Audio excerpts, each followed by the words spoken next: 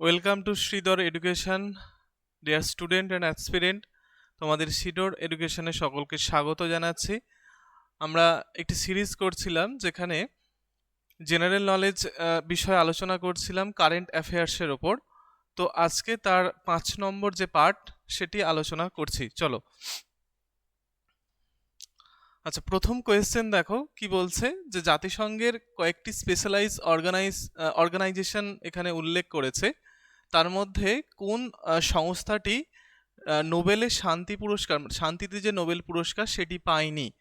Option আমরা A দেখতে পাচ্ছি world food programme, option B আছে United Nation high commissioner for refugee, এবং অপশান সি বলছে ইন্টারন্যাশনাল লেবার অর্গানাইজেশন আইএলও, আর ডিএতে আমরা অল অফ দ্য অ্যাবভ দেখতে পাচ্ছি। তো ওপরের যে তিনটে অর্গানাইজেশন আছে এরা কোনো না কোনো সময় আমরা দেখতে পাই নোবেলে কিন্তু শান্তিতে নোবেল পুরস্কার পেয়েছিল।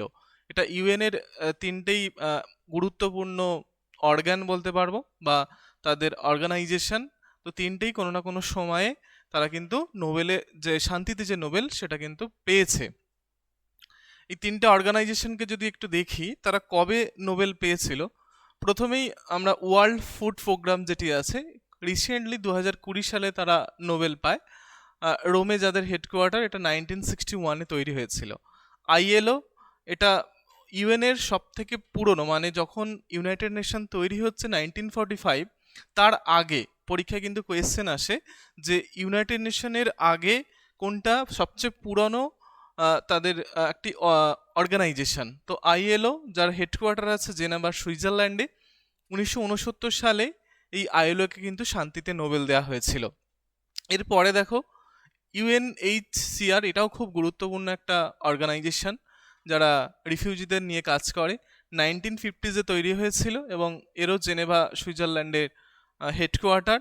দুইবার এই সংস্থাটি পিস প্রাইজ পায় নোবেলে, 1954 এবং 1981 সালে। তো তিনটে গুরুত্বপূর্ণ অর্গানাইজেশন যারা কিন্তু নোবেল, শান্তিতে নোবেল পেয়েছে। নেক্সট কোয়েশ্চেন দেখো, পরের কোয়েশ্চেন বলছে যে জিনোম ভ্যালি বলে একটি জায়গা আছে, এটি কোন ভারতীয় রাজ্যে বা কোন জেলায় অবস্থিত বা জানতে চেয়েছে, মানে কোন কোন জেলায় অবস্থিত সেটা জানতে চেয়েছে। তো জিনোম ভ্যালি হচ্ছে এটা একটা হাই টেকনোলজি বিজনেস ডিস্ট্রিক্ট, বা স্পেসিফিক্যালি বলতে গেলে এই জিনোম ভ্যালি হচ্ছে যেখানে ফার্মাসিউটিক্যাল বা এই মেডিকেল সংক্রান্ত জিনিসপত্রের প্রোডাকশন হয়ে থাকে। তো এটা আছে হায়দ্রাবাদের এই যে জিনোম ভ্যালি খুবই ইম্পর্টেন্ট। যেমন আমরা বেঙ্গালুরুতে সিলিকন ভ্যালি আইটি সেক্টরের জন্য খুব ইম্পর্টেন্ট, তো সেরকমই জিনোম ভ্যালি হচ্ছে যেখানে মেডিকেল সংক্রান্ত বা ফার্মাসিউটিক্যাল যেগুলো আছে তার প্রোডাকশনের জন্য, বিশেষ করে আমাদের ভ্যাকসিন ট্যাকসিনের জন্য খুবই ইম্পর্টেন্ট একটি জায়গা জিনোম ভ্যালি, যেটা হায়দ্রাবাদে অবস্থিত। পরের কোয়েশ্চেনে আমরা আসি। পরের কোয়েশ্চেন কি বলছে দেখো, লোকপাল জানো আমাদের ভারতবর্ষে, এটা আমরা সুইডেন থেকে এই আইডিয়াটা নিয়েছি। লোকপাল বা ইংরেজিতে এটাকে আমরা অম্বুডসম্যান বলি। তার মানে হচ্ছে ওয়াচডগ, মানে আমাদের সরকারি যে সমস্ত জায়গাগুলো আছে সেখানে দুর্নীতি যাতে না হয়, বা সে দুর্নীতি হলে তার উপর নজরদারি করার জন্য, বা সেটাকে পরবর্তী সময় আবার মানে দুর্নীতি করলে যে প্রসিডিওরগুলো আছে তার বিরুদ্ধে অ্যাকশনের, তো সেগুলোই লোকপালের দ্বারা কিন্তু হয়ে থাকে। তো লোকপাল যেটা সেন্ট্রালি যিনি আছেন তা অম্বুডসম্যান, তাকে আমরা লোকপাল বলি। তো এই লোকপাল শব্দটি প্রথম কে ব্যবহার করেছিলেন? প্রথম এই শব্দটি ব্যবহার করেছিলেন এলএম সাংভি। এই এলএম সাংভি প্রথম এই শব্দটি ব্যবহার করেন 1963 নাগাদ, তিনি প্রথম এটি ব্যবহার করেছিলেন।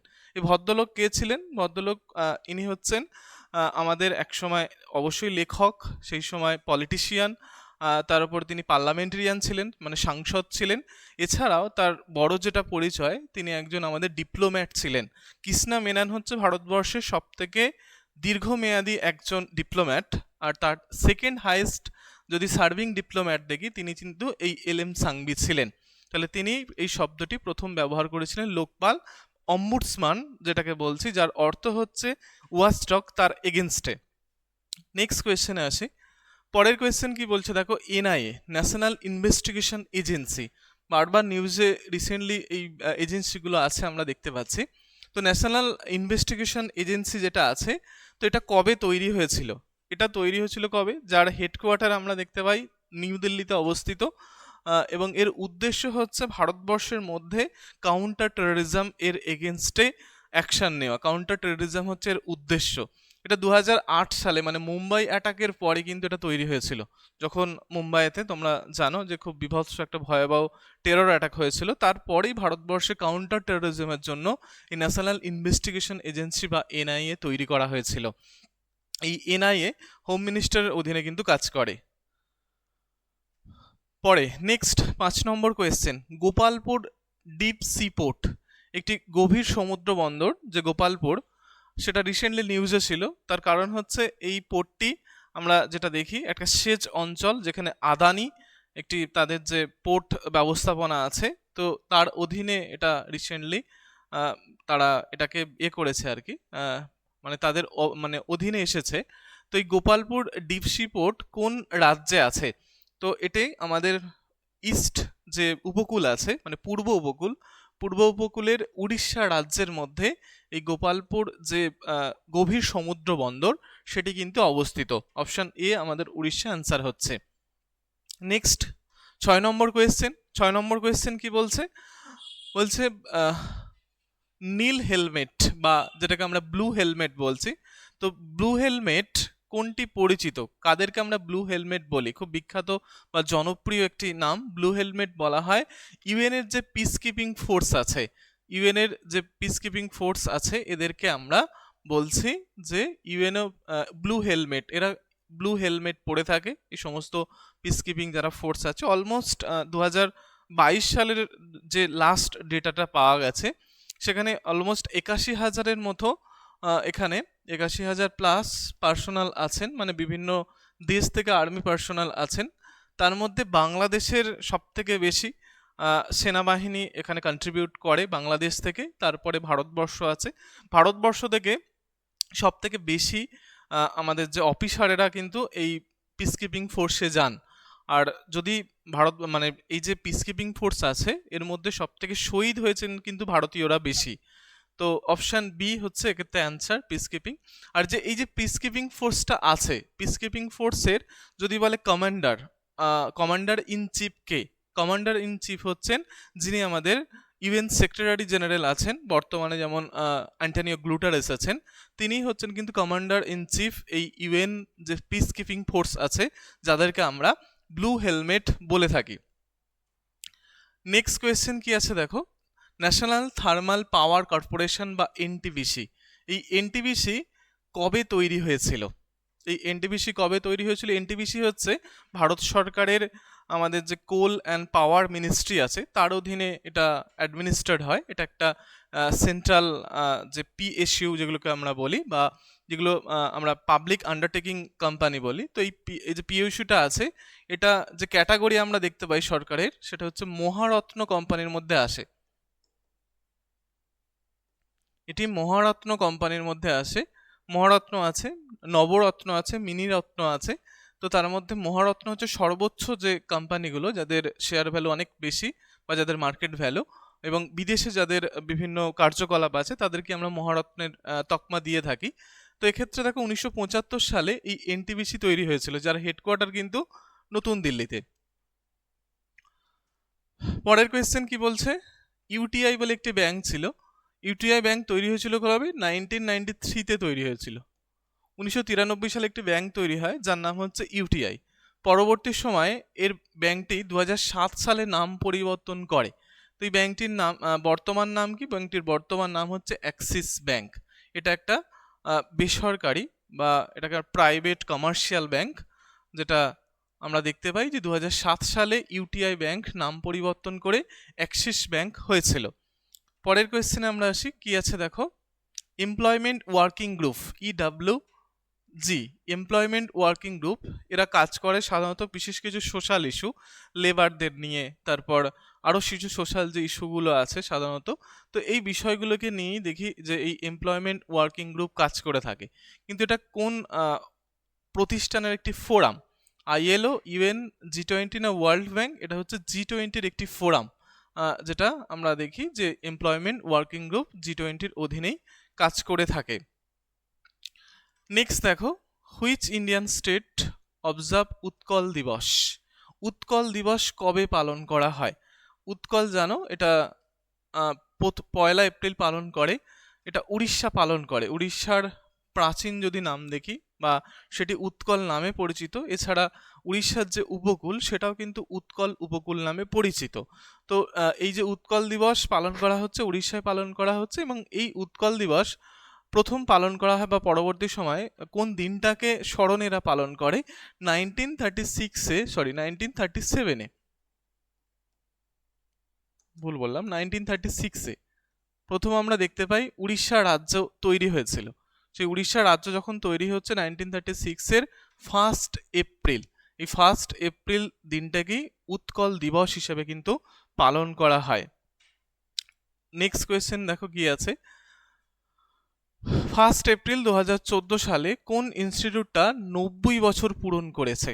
কোন ইনস্টিটিউট 90 বছর পূরণ করেছে? অপশন এ বলছে Punjab national bank, Allahabad bank, state bank, না রিজার্ভ ব্যাংক। তো এক্ষেত্রে দেখো 90 বছর যে সংস্থাটি পূর্ণ করেছে সেটি হচ্ছে RBI, reserve bank of India, যেটি ভারতবর্ষের সেন্ট্রাল ব্যাংক।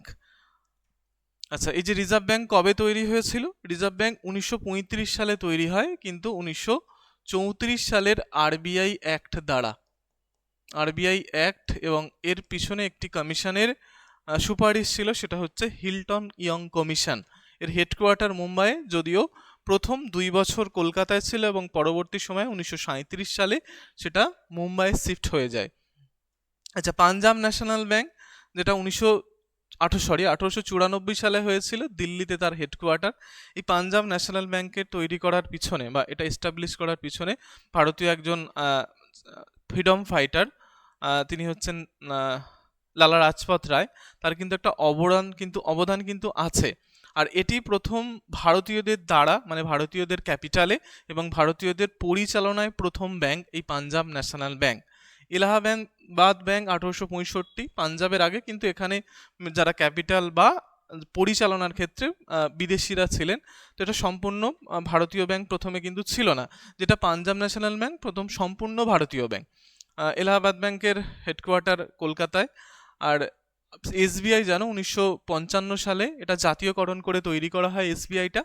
আর এসবিআই এর আগে 3টে প্রেসিডেন্সিয়াল ব্যাংক নিয়ে 1921-এ কি তৈরি হয়েছিল? Imperial bank. ইম্পেরিয়াল ব্যাংকটা পরবর্তী সময়ে জাতীয়করণ করে 1955 সালে এসবিআই নামে কিন্তু পরিচিত, যার হেডকোয়ার্টার মুম্বাইতে। World autism awareness day. এই অটিজমটা কি? এটা একটা বিহেভিয়ারাল, বলতে পারো একটা রোগ, বা ডেভেলপমেন্টাল ডিসঅর্ডার, একটা, বা নিউরোলজিক্যাল ডিসঅর্ডার বলতে পারো। সাধারণত দেখা যায় যে বাচ্চাদের 2 বছর বয়স থেকে এই রোগটি ধরা পড়ে। মানে একটা বাচ্চা বা একটা মানুষের এজ অনুযায়ী যেই ধরনের মানসিক বিকাশ তার প্রয়োজন, সেটা কিন্তু হয় না। তার থেকে মানুষের সাথে কমিউনিকেট করার, মানে মানুষের সাথে কথা বলা, বা কোনো মানুষের সাথে যোগাযোগ করা, তার সাথে বিহেভ করার, সেটা সাধারণত দেখা যায় যে বয়স অনুযায়ী তাদের ডেভেলপড হয় না, যার জন্য এটাকে আমরা অনেক ক্ষেত্রে এই মানে ডিসঅর্ডার একটা বলছি, যে ক্ষেত্রে দেখা যায় যে নিউরোলজিক্যাল এটা একটি সমস্যা। তো এই ওয়ার্ল্ড অটিজম অ্যাওয়ারনেস ডে কবে পালন করা হয় সেটা জানতে চেয়েছে। তো এটা প্রত্যেক বছর 2রা এপ্রিল কিন্তু পালন করা হয়, ওয়ার্ল্ড অটিজম অ্যাওয়ারনেস ডে। এটা কিন্তু কিউরেবল, এটা সারা যায়, যে কোনো যে বয়সী ধরা পড়ুক, সেটা কিন্তু এটাকে কিউরেবল সারা যাচ্ছে। পরেরটা দেখো, ওয়ার্ল্ড হেলথ অর্গানাইজেশন কবে তৈরি হয়েছিল? ওয়ার্ল্ড হেলথ অর্গানাইজেশন, বিশ্ব স্বাস্থ্য সংস্থা, যার হেডকোয়ার্টার হচ্ছে সুইজারল্যান্ডের জেনেভাতে। তো এটি কবে তৈরি হয়েছিল? এটা 1948-এর 7 এপ্রিল তৈরি হয়েছিল, এবং এই দিনটাকে আমরা কিন্তু ওয়ার্ল্ড হেলথ ডে হিসাবে পালন করি। ওয়ার্ল্ড হেলথ ডে হিসাবে কিন্তু পালন করি এই 7ই এপ্রিলকে, যেটা 1948-এ তৈরি হয়েছিল ওয়ার্ল্ড হেলথ অর্গানাইজেশন। এটাও ইউএন এর একটা কিন্তু স্পেশালাইজড অর্গানাইজেশন। পরের কোয়েশ্চেন কি আছে দেখো, what is the capital of Democratic republic of the Congo? Democratic republic of the Congo, বা যে ডেমোক্রেটিক রিপাবলিক, যে কঙ্গো ডেমোক্রেটিক রিপাবলিক আছে, বা গণতান্ত্রিক প্রজাতন্ত্র যে কঙ্গো বলে এটা আছে, তার রাজধানী জানতে চেয়েছে। গণতান্ত্রিক প্রজাতন্ত্র কঙ্গোর রাজধানী কি? এটি হচ্ছে কিনশাসা। কিনশাসা হচ্ছে গণতান্ত্রিক প্রজাতন্ত্রের কঙ্গের রাজধানী। আরেকটি আছে রিপাবলিক অফ কঙ্গো বা প্রজাতান্ত্রিক কঙ্গো, যার রাজধানী কিন্তু ব্রাজাভ্যালি। ব্রাজাভ্যালি হচ্ছে প্রায় দুটো পাশাপাশি দেশ। এই দুটো কঙ্গো, একটি আছে ডেমোক্রেটিক রিপাবলিক অফ কঙ্গো, আরেকটি আছে রিপাবলিক অফ কঙ্গো, দুটো কিন্তু মাথায় রাখবে। তো এই দুইটি যে দেশ আছে আফ্রিকার ঠিক এই অংশে কঙ্গো নদী এদের সীমানা নির্ধারণ করেছে। তো এই ইয়েলো কালার যে দেশটি দেখতে পাচ্ছ এটা হচ্ছে রিপাবলিক অফ কঙ্গো। আর ডেমোক্রেটিক রিপাবলিক অফ কঙ্গো এটা সমগ্র আফ্রিকার দ্বিতীয় বৃহত্তম একটি দেশ, যেটা যার এই দুই দেশের মাঝখান দিয়ে বর্ডার শেয়ার করেছে কঙ্গো নদীটা, খুব বিখ্যাত একটি নদী কঙ্গো নদী। আর এই দুই দেশের মধ্যে যেটা ডেমোক্রেটিক রিপাবলিক অফ কঙ্গো আছে এর রাজধানী হচ্ছে কিনশাসা, আর যেটা রিপাবলিক অফ কঙ্গো আছে তার রাজধানী হচ্ছে ব্রাজাভ্যালি। দুটো কিন্তু আলাদা দেশ, মাথায় রাখবে। নেক্সট দেখো ইন্ডিয়ান অয়েল যে সংস্থাটি আছে ভারত সরকারের অধীনে, তো এটি কবে তৈরি হয়েছিল? ইন্ডিয়ান অয়েল যে কর্পোরেশন যে সংস্থাটি আছে এটিও কিন্তু একটি মহারত্ন অর্গানাইজেশন বা মহারত্ন কোম্পানি স্ট্যাটাস পেয়েছে। তো ইন্ডিয়ান অয়েল কর্পোরেশন তৈরি হয়েছিল 1959 সালে। এই সংস্থাটি তৈরি হয়, যেটি বর্তমানে একটা সেন্ট্রাল পিএসইউ বা পাবলিক আন্ডারটেকিং কোম্পানি। পরের কোয়েশ্চেন দেখো, আন্তর্জাতিক দাবা ফেডারেশন যেটাকে আমরা ফাইট বলি, এই ফাইট FIDE এর হেডকোয়ার্টার কোথায়? খুব জনপ্রিয় তোমরা দাবা প্রতিযোগিতা জানো, যেটাকে আমরা ওই গ্র্যান্ড স্ল্যাম বলে সরি যেটাকে আমরা সাধারণত, আচ্ছা এটা আমার মাথায় এলে আমি বলে দেবো। তো এই আন্তর্জাতিক যে দাবা ফেডারেশন যেটি আছে, তো এদের হেডকোয়ার্টার কোথায় জানতে চেয়েছে। হেডকোয়ার্টার হচ্ছে লজেন্স, সুইজারল্যান্ডে অবস্থিত। তো এই যে লজেন্স সুইজারল্যান্ডে গ্র্যান্ড মাস্টার বলা হয় দাবাতে, যেটা এরা কিন্তু রিকগনাইজ করে, একটা পার্টিকুলার নাম্বার মানে পয়েন্ট পেতে হয়, সেই পয়েন্টটা পেলে কিন্তু গ্র্যান্ড মাস্টার ধরা হয়। তো সেক্ষেত্রে দেখো এদের হেডকোয়ার্টার যে সংস্থার দ্বারা পরিচালিত হয় FIDE, যাদের হেডকোয়ার্টার হচ্ছে লজেন্স সুইজারল্যান্ড।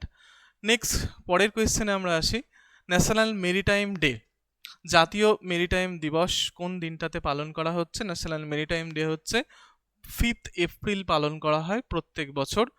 এই দিনটাতেই আমরা দেখতে পাই যে ন্যাশনাল মেরিটাইম ডে পালন করা হচ্ছে 5th এপ্রিলে।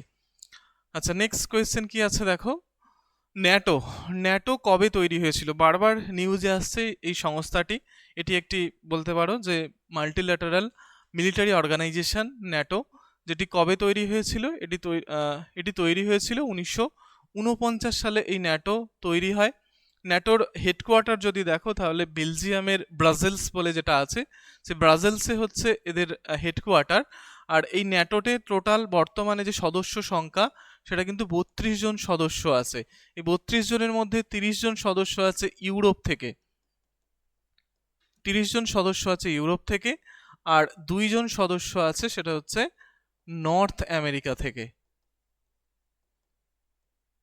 নর্থ আমেরিকা 2 জন, একজন হচ্ছেন এই ন্যাটোর যিনি দায়িত্বে আছেন, মানে ন্যাটোর যিনি হচ্ছেন সর্বা একদম আমেরিকা আর কানাডা। আর এই 30 জন ইউরোপ থেকে আছে। এবং বর্তমানে তোমরা জানো সুইডেন হচ্ছে 32তম স্টেট, যারা রিসেন্টলি 2024 সালে অ্যাড হয়েছে তারা হচ্ছে সুইডেন হচ্ছে 2024 সালে হয়েছে 32তম সদস্য। আর 2023 সালে হয়েছে ফিনল্যান্ড, তারা 31তম সদস্য ছিল। ফিনল্যান্ড